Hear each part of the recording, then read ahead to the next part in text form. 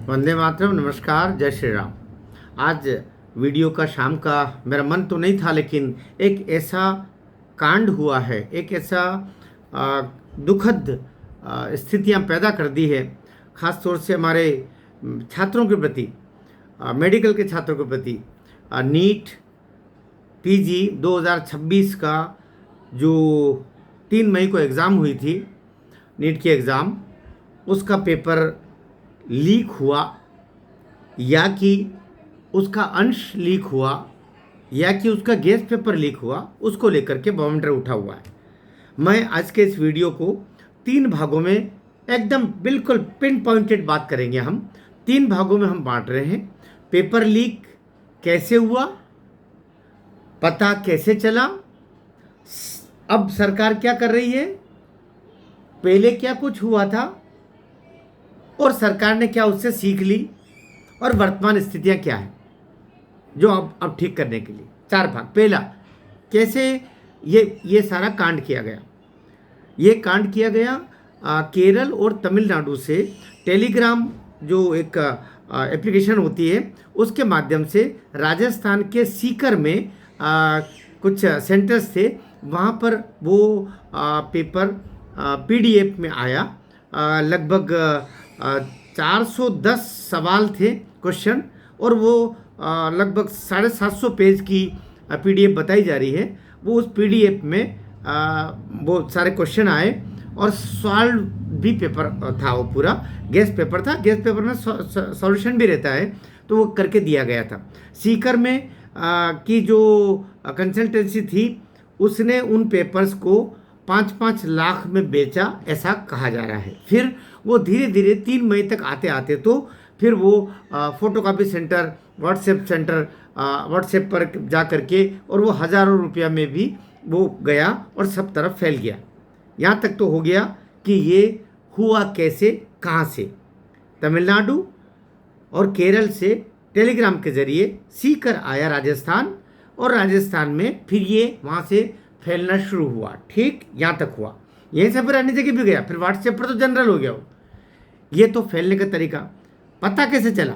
पता हुआ एग्ज़ाम 3 मई को जब हुई, एग्ज़ाम ख़त्म होने के बाद में कुछ विद्यार्थी वहाँ का जो एक पुलिस थाना है, उद्योग थाना बताया जा रहा है, जहाँ पर औद्योगिक क्षेत्र है, वहाँ पर जाकर के उन्होंने रिपोर्ट दर्ज करानी चाहिए कि पेपर में जो था वो आउट हो गया है। सारे क्वेश्चंस जो हमने ऐसा लग रहा है कि ये व्हाट्सएप पर जो आया था, क्योंकि बाद में आखिरी में तो व्हाट्सएप पर सब कुछ फैल गया, तो जो व्हाट्सएप पर आया था उसी पेपर के चीज़ें इस पर आई है। तो जो भी वहाँ पर थाना प्रभारी था, उन्होंने उसका पुलिस रिपोर्ट दर्ज नहीं की। बच्चे असंतुष्ट हुए।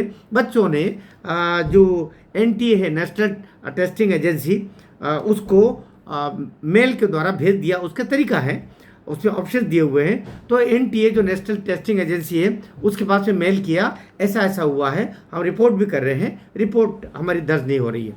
फिर क्या हुआ? फिर ये हुआ, एनटीए ने 3 मई की उस रिपोर्ट के आधार पर, मेल पर जो प्राप्त हुई उसके आधार पर 7 मई को डीजीपी राजस्थान को एक आग्रह किया कि आप इसकी जांच कीजिए कि ये मामला आखिर क्या हुआ, क्या ऐसा हुआ है, क्या यह पेपर लीक का मामला है या क्या मामला है। तो डीजीपी ने एक एसओजी बनाई। एसओजी मतलब एक ऐसा special organization operative group, special operative group, SOG बनाया, और उसके द्वारा फिर जांच शुरू की। जांच शुरू करके और फिर हॉस्टल में, कोचिंग सेंटर्स में, सब जगह धर पकड़ जाना शुरू हुआ। तो काफ़ी हद तक अभी जब मैं वीडियो बना रहा हूँ तब तक 45 लोगों को अरेस्ट किया जा चुका है। उसमें राजस्थान सीकर से भी है, नासिक महाराष्ट्र से भी है, कुछ साउथ से भी बताए जा रहे हैं, कुछ हरियाणा से बताए जा रहे हैं, दिल्ली के भी बताए जा रहे हैं, और राजस्थान के तो हैं ही। इस तरीके से 45 लोगों को अरेस्ट हुआ है। उसमें मनीष यादव करके कोई जयपुर का है, वो जो मास्टरमाइंड बताया जा रहा है। एक राकेश मंदावरिया करके, उसको भी बताया जा रहा है कि वो भी इस पूरे षड्यंत्र में शामिल था। इनके द्वारा ही सब तरफ फैलाव हुआ है, सब कुछ हुआ है। अब सरकार ने क्या किया है? सरकार ने 3 मई को जो नीट यूजी की एग्ज़ाम हुई थी उसको रद्द कर दिया है। अब क्या होगा, अब 10 दिन के अंदर सरकार फिर से एक सूचना पत्र देगी और फिर से तारीख बताएगी। बच्चों से फिर से नीट एग्ज़ाम की फ़ीस नहीं ली जाएगी, न ही फिर से फॉर्म भरवाए जाएंगे, केवल तारीख बताई जाएगी और उस आधार पर दूसरा एग्ज़ाम इनका होगा। ये तो हो गया यहाँ तक बात। सरकार ने पहले जो 2024 में हुआ था उससे सीख क्यों नहीं ली, क्या कुछ हुआ था उसके बारे में बात कर। 2024 में ये बिहार और झारखंड 2 जगह से पेपर लीक का काम हुआ था, का षड्यंत्र हुआ था, जिसमें ओएसिस स्कूल का जो एहसान हुक करके जो वहाँ का प्रिंसिपल था उसके माध्यम से और उसका वाइस प्रिंसिपल, इन दोनों का षड्यंत्र उसमें था और वहाँ से पेपर लीक हुआ था 2024 का। और उसमें ट्रक तोड़ा गया, ये भी शामिल था। ट्रक के साथ में छेड़खानी करके वहाँ से सब निकाले गए थे। फिर उसमें संजीव मुखिया जो मुख्य षड्यंत्रकारी था उसको अरेस्ट किया। फिर होते होते वो सब अरेस्टिंग हुआ, अन्य बहुत सारे कोचिंग सेंटर वाले थे उनको अरेस्ट हुए।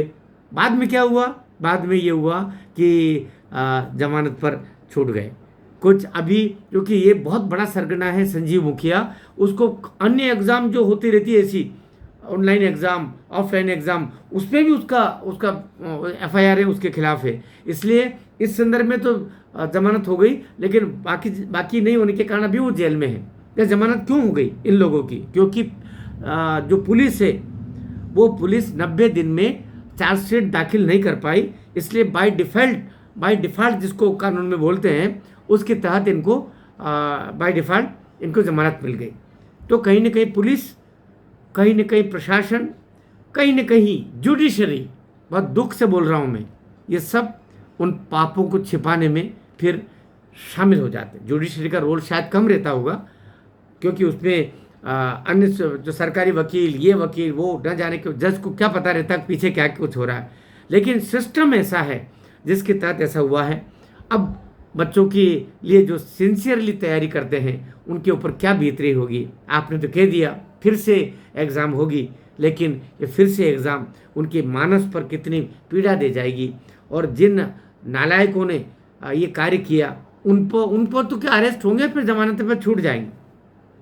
यद्यपि सरकार ने 2024 का एक कानून पास किया जिसके तहत ये करने वाले लोगों को 1 करोड़ रुपए का जुर्माना और 10 साल की सज़ा का प्रावधान किया है। उसी के कारण से कई लोग थोड़े थोड़े डरते हैं, लेकिन जो नालायक लोग होते हैं वे डरते नहीं हैं। बच्चों की ज़िंदगियों से खेलना उनके लिए आम बात होती है। सरकार को मैं सोचता हूँ ये फिर एक शिक्षा मंत्रालय के ऊपर ही धब्बा लगा है।